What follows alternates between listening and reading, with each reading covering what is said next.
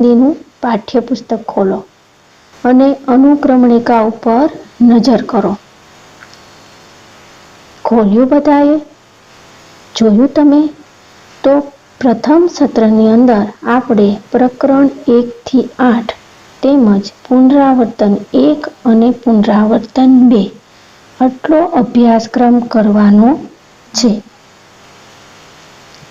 ચાલો મિત્રો, હવે તમે પાઠ્યપુસ્તક પેજ નંબર 1 ઉપર પ્રકરણ 1 દયાલુ શિકારી એ ખોલો. પ્રકરણનું નામ છે દયાલુ શિકારી, જે એક ચિત્રપાઠ છે. બરાબર છે? તો મિત્રો, તમે અત્યાર સુધીમાં ઘણા બધા પ્રાણીઓ, પશુ પંખીઓ, તેની અનેક ચિત્રો, અનેક વાર્તાઓ, પિક્ચર આ બધું જોયું જ હશે. અને વાર્તા સાંભળવી કોને ન ગમે? ગમે ને? અમુક વાર્તાઓમાં તો મનુષ્ય અને પ્રાણી પ્રત્યેનો કેટલો અપાર સ્નેહ દર્શાવવામાં આવેલો હોય છે. આજે આપણે પણ એવી જ એક વાર્તાનો એટલે કે કહાનીનો અહીં અભ્યાસ કરવાનો છે. વિદ્યાર્થી મિત્રો, તમારા મનમાં એક પ્રશ્ન ઊભો થતો હશે કે આપણા અભ્યાસક્રમની અંદર આવો ચિત્રપાઠ આપવાનો શું અર્થ? એટલે કે આવું ચિત્રપાઠ આપવાનો ઉદ્દેશ્ય શું છે? તો બાળકો, એટલા માટે એવું આપવામાં આવે છે કે ચિત્ર જોઈને બાળક પોતાની રીતે પોતાના અવલોકન શક્તિને આધારે, મૌલિક શક્તિને આધારે પોતાની રીતે એક પછી એક ચિત્રો જોઈને એનું વર્ણન કરીને સરસ મજાની વાર્તા જાતે બનાવી શકે, એ જ આવા ચિત્રપાઠનો મુખ્ય ઉદ્દેશ્ય હોય છે. તો ચાલો મિત્રો, આપણે ચિત્ર ઉપર એક સુંદર મજાની વાર્તા સાંભળીએ. ધ્યાનથી સાંભળજો હો બાળકો.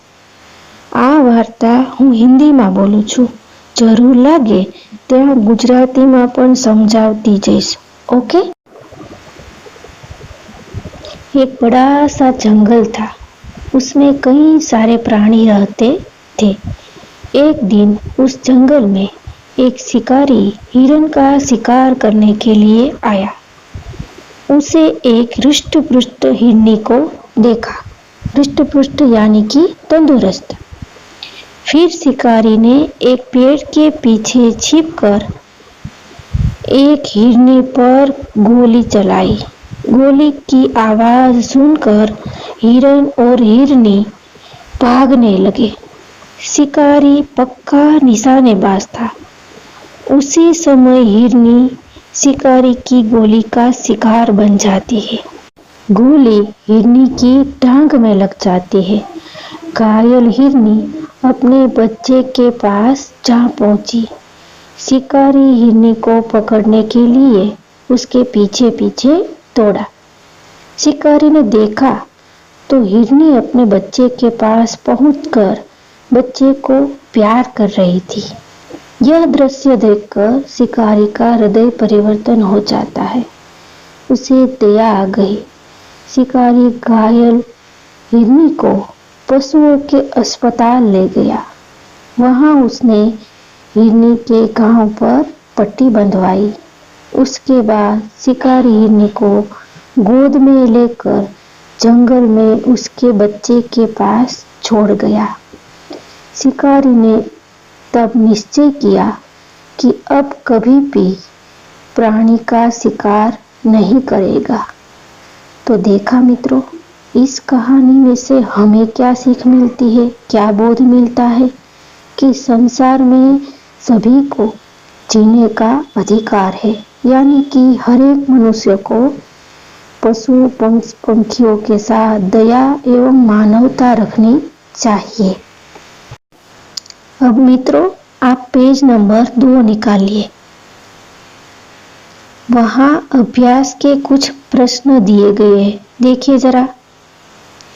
चित्र का अवलोकन करके प्रश्नों के उत्तर दीजिए. उसमें पहला है, इस चित्रपाठ में किस पशु की बात की गई है? तो किस पशु की बात की गई है? इस चित्रपाठ में हिरनी की बात की गई है। दूसरा प्रश्न, जो ये सभी के उत्तर आपको खुद लिखने होंगे। मैं आपको यहाँ पर बताती हूँ। आज आपको घर पे रखकर उसके उत्तर लिखने की कोशिश करनी होगी अपने आप, ठीक है। दूसरा प्रश्न, आपने किन किन पशुओं को देखा है? तो आपने तो बहुत सारे पशुओं को देखा है, जैसे कि कुत्ता, गाय, बैल, घोड़ा, ऊंट, बकरी आदि जैसे पालतू पशु को देखा होगा। और प्राणी संग्रहालय में बाघ, हाथी, शेर, चीता आदि जैसे पशुओं को देखा होगा। अब तीसरा प्रश्न, जंगल में कौन कौन से जानवर देखने को मिलते हैं? जंगल में हाथी, बाघ, चीता, शेर, जंगली भैंस आदि जानवर देखने को मिलते हैं। चौथा प्रश्न, चित्रपाठ के आधार पर शब्दों की सूची बनाइए। सूची यानी कि યાદી, એટલે કે આ ચિત્રપાઠ તમે જોયું તો જે કંઈ ચિત્ર જો એનો એક શબ્દ બની જાય. દાખલા તરીકે હિરણ, હિરની, શિકારી, બંદૂક, આવા જે કાંઈ શબ્દો આવે એ તમારે તમારી નોટબુકમાં લખતા જવાના છે. થોડાક શબ્દો તો હું બોલી ગઈ છું, ફરીવાર લખાવું તમને? ઓકે, लिखिए. हिरण, हिरनी, बंदूक, शिकारी, शिकारी, दयालु, जानवर, पशु, बराबर आदि जैसे शब्द दिखाई दे रहे हैं. पांचवा प्रश्न, चित्रपाठ के आधार पर चुने गए शब्दों को लेकर वाक्य बनाइए. એટલે કે આપણી પાસે જે કાંઈ ચિત્રના આધારે આપણે વાર્તા બનાવી, કહાની બનાવી, મેં હમણાં એક પછી એક બોલતી ગઈ ને, મેં તમને સંભળાવી ને હિન્દીમાં, તો એનું એક વાક્ય બનાવવાનું. દાખલા તરીકે એક દયાલુ શિકારી થા. આપણે આપણી રીતના બોલ લખવાનું, એમાં આડાવડું થાય તો કાંઈ વાંધો નહીં. પછી બીજો પ્રશ્ન, पेड़ के पीछे शिकारी था. पेड़ के नीचे हिरनी बैठी थी. शिकारी के हाथ में बंदूक थी. शिकारी ने गोली छोड़ी. એટલે કે જેટલા જેટલા આ વાર્તા ઉપરથી જેટલા વાક્ય બને એટલા વાક્ય બનાવવાના. એટલે કે તમને વાક્ય બનાવતા, શબ્દોને લઈને વાક્ય બનાવતા આવડે છે કે નહીં, એ જ માટે આવો પ્રશ્ન મૂકેલો છે. બરાબર છે મિત્રો? ત્યાર પછી હવે પેજ નંબર 3 ખોલો જોઈએ. પેજ નંબર 3 એમાં 2 વાર્તા આપેલી છે, એટલે કે 2 કહાની આપેલી છે, જે તમે ઘણી વાર સાંભળેલી હશે. આ બાજુ પહેલી વાર્તા છે બાતુની કછુઆ. આપણે ગુજરાતીમાં કહેતા કે લપલપ્યો કાચબો. અને એની બાજુમાં બીજી વાર્તા છે ચતુર कौवा. और पेज नंबर 4 पर भी एक वार्ता दी गई है. कौन सी है जरा देखिए, देखो जरा पेज नंबर 4, कौवा और लोमड़ी. तो मित्रों, इस 3 में से कोई भी एक वार्ता आपको हिंदी में लिखकर मुझे होमवर्क में देना होगा. कोई भी एक, आपको जो भी वार्ता पसंद हो वो हिंदी में लिखने का प्रयत्न करना. ठीक है मित्रों? ચાલો હવે પેજ નંબર 4, ત્યાં પણ એક વાર્તા છે. હવે પેજ નંબર 5 ઉપર આવી જાઓ.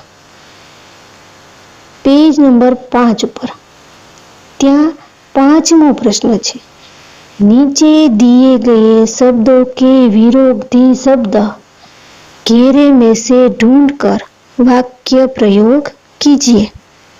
એટલે કે પહેલા તો આપણે શબ્દ આપેલો છે, એનો વિરોધી શબ્દ શું થાય એ ગોતવાનું છે. તો ચાલો હું એ શબ્દ ધીમે ધીમે બોલતી જાઉં છું. તમને એવું લાગે તો મારી સાથે સાથે તમે પણ લખતા જાજો. બરાબર છે? विरोधी शब्द છે, ऑपोजिट वर्ड्स. बराबर. पहला शब्द है दयालु. दयालु शब्द का विरोधी शब्द देखिए निर्दय. दयालु विरुद्ध निर्दय. बीजो शब्द છે बहुत. बहुत. बहुत का विरोधी शब्द थोड़ा. તમારી નોટબુકમાં લખવું હોય तो नोंद करता जाजो मित्रों.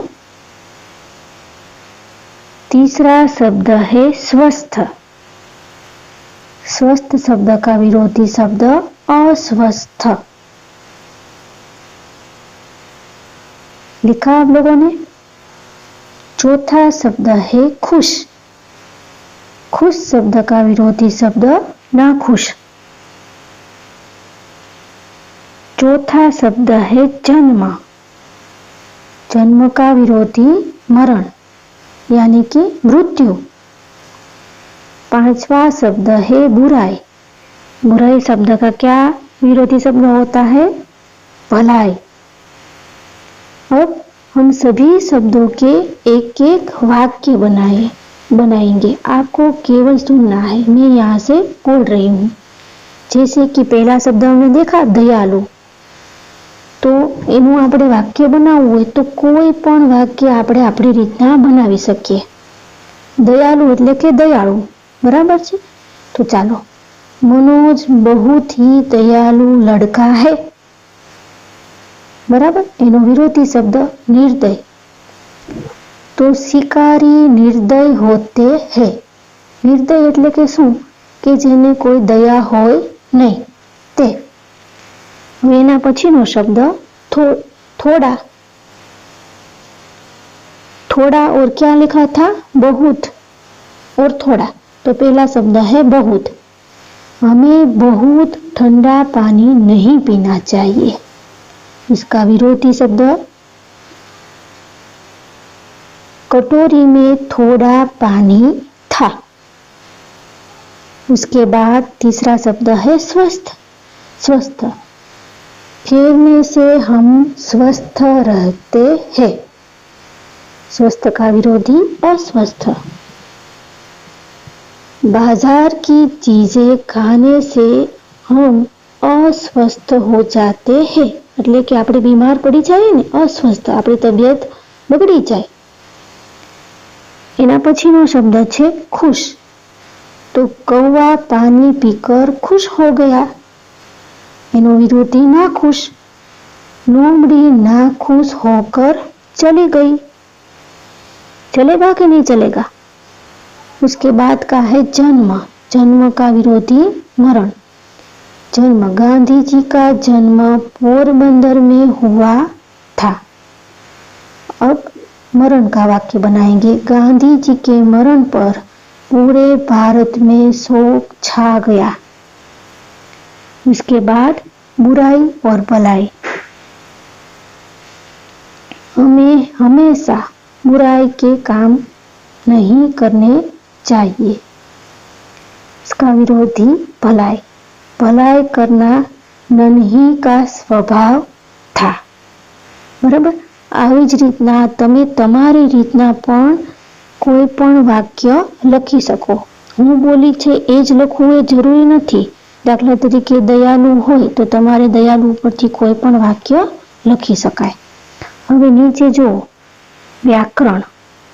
छठो प्रश्न. नीचे दिए गए वाक्यों में से जो संज्ञा है उसे रेखांकित कीजिए.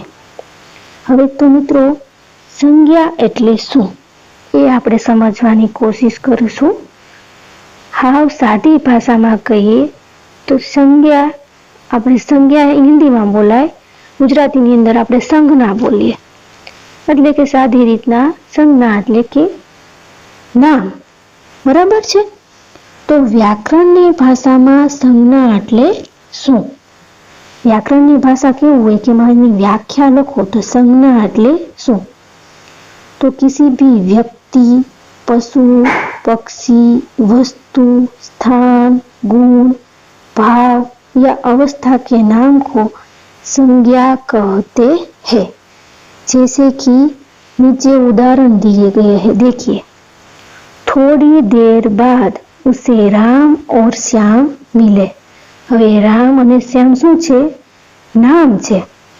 તો એ નામ છે તો એને શું કહેવામાં આવે? એ સંજ્ઞા છે। વ્યાકરણની ભાષામાં એ નામ ન કહેવાય, સંજ્ઞા કહેવાય, જેને ઇંગ્લિશમાં આપણે શું કહીએ? નાઉન। હવે એના પછીનું વાક્ય પેલું, पूजन की परीक्षा 5 बजे तक चलने वाली थी। तो एनी नीचे मित्रों तमारे अंडरलाइन करवी होय तो करी लो। पूजन शब्द नीचे अंडरलाइन करो। पूजन अने परीक्षा आ बंने शब्द शुं छे? संज्ञा छे। बीजो शब्द छे सब अंबाजी जा रहे थे। आमां संज्ञा कोने कहेवाय? कयो शब्द? तो कि अंबाजी। अंबाजी नीचे अंडरलाइन करो। तीसरा शब्द गुलाब का फूल मुझे पसंद है। एमां फूल, फूल नीचे अंडरलाइन। पछी चौथुं वाक्य, हिमालय की चढ़ाई बहुत कठिन थी। तो कयो शब्द संज्ञा कहेवामां आवे? हिमालय। हिमालय पर्वतनी वात करवामां आवी छे तो हिमालय नीचे अंडरलाइन करो। पांचमो शब्द छे आज बिल्ली सारा दूध पी गई। तो एमां कयो शब्द आवशे? बिल्ली अने दूध आ बंने शुं छे? संज्ञा। बराबर छे मित्रों। अब हम संज्ञा के कुछ और उदाहरण देखेंगे। जैसे कि मैं एक वाक्य बोलती हूँ, आपको केवल सुनना है मित्रों। कुत्ता, बिल्ली और खरगोश मित्र थे। फिर से बोलती हूँ, कुत्ता, बिल्ली और खरगोश मित्र थे। तो उनमें से कुत्ता, बिल्ली और खरगोश इस तीनों शब्दों के नीचे अंडरलाइन कीजिए। सॉरी, आप तो सुन रहे हैं, ठीक है, सुनिए। तो ये तीनों शब्द पशुओं के नाम है, यानी कि कोई पण नाम, પછી વ્યક્તિનું હોય, પશુ પંખીનું હોય, કોઈ પ્રાણીનું હોય, પદાર્થનું હોય, બરાબર છે? તો આ ત્રણેય કેના નામ છે? પશુઓના નામ છે, એટલે એને સંજ્ઞા કહેવામાં આવે છે। હવે બીજું ઉદાહરણ જોઈએ। कोयल कौवे से छोटी होती है। तो कोयल शब्द અને कौवा આ બંને શું છે? સંજ્ઞા છે, કારણ કે બંને પક્ષીઓના નામ છે। એના પછીનું વાક્ય, बगीचे में बड़ी भीड़ है। तो बगीचे यानी कि बगीचा। तो बगीचा नीचे अंडरलाइन, એટલે કે એ શબ્દ શું છે? એક સ્થાનનું નામ છે। સ્થાન એટલે એક સંજ્ઞા છે। वे साहस और बहादुरी से लड़े। साहस અને બહાદુરી એ બંને શું છે? કોઈ પણ વ્યક્તિના ગુણોના નામ છે। એટલે આપણે પેલા વ્યાકરણમાં શું જોયું હતું? ફરીવાર તમને યાદ કરો कि जिस शब्द से किसी प्राणी, पदार्थ, चीज, वस्तु का बोध होता है उस शब्द को संज्ञा कहते हैं। बराबर? એટલે કોઈ પણ વ્યક્તિનું નામ હોય, પશુ પક્ષીનું નામ હોય, કોઈ પણ વસ્તુનું નામ હોય, કોઈ સ્થાનનું નામ હોય, એમાં કોઈ પણ ગુણ આપેલો હોય, એનો ગુણ હોય કે એને શું છે? એનામાં ગુણ પ્રેમનો ગુણ છે, દયાભાવનો ગુણ છે, બરાબર? કોઈ જગ્યાનું નામ આપેલું છે તો એ સ્થાન થઈ ગયું। બરાબર? તો આ બધા શબ્દોને શું કહેવાય વ્યાકરણની ભાષામાં? संज्ञा कहते हैं। अब मैं आपको प्रश्न पूछूंगी, आपको उसके उत्तर देने होंगे। घड़ा और पानी। घड़े में पानी कम था तो उसमें से संज्ञा किसे कहा जाता है मित्रों? घड़े और पानी। घड़े में पानी कम था तो घड़े और पानी आ बन्ने शब्द शुं छे? संज्ञा छे। उनका बचपन गरीबी में बीता। तो बचपन अने गरीबी आ शुं छे? अवस्था एटले के स्थितिनुं नाम छे। તો આને શું કહેવામાં આવે? વ્યાકરણની ભાષામાં સંજ્ઞા કહેવામાં આવે. તો આજે આપણે જે કાંઈ ભણ્યા અને જે કાંઈ તમે સમજ્યા એનું તમે એક વખત રિવિઝન કરી નાખજો.